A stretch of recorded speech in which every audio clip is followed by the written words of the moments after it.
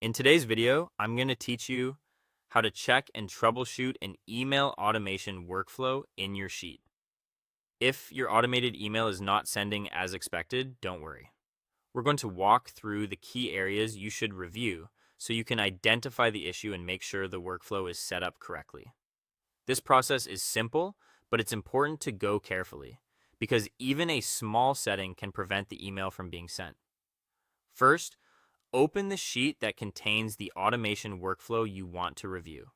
Make sure you're in the correct sheet before moving forward, especially if you manage multiple projects or workspaces. Starting in the right place helps avoid editing the wrong automation by mistake. Once the sheet is open, click on Automation.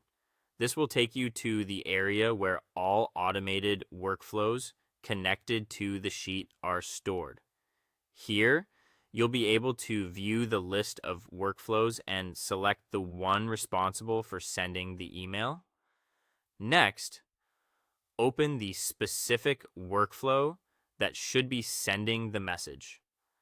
As you review it, take a close look at the trigger, the conditions, and the recipients.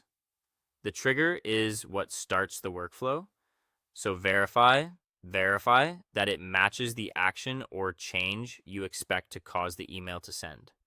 Then check the conditions, if there are any, to make sure they are not too restrictive or filtering out the records you want included. After that, review the recipient settings to confirm the email is going to the intended people. You'll also want to confirm that recipient permissions and email addresses are correct.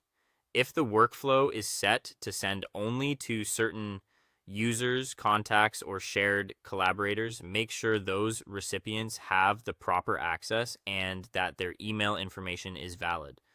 A typo or incorrect permission setting can easily stop the notification from reaching the right inbox. After that, check whether the workflow has been disabled or is being limited by account settings.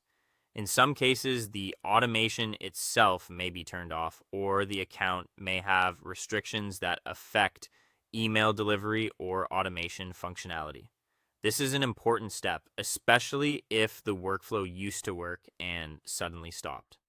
Once you've reviewed everything, save the workflow if needed and test the automation again. Running another test helps confirm whether the issue has been resolved and gives you confidence that the email will send correctly going forward. That's how to review and troubleshoot an email automation workflow in your sheet. Take your time with each setting, and in most cases, you'll be able to find the problem quickly and get the automation working again.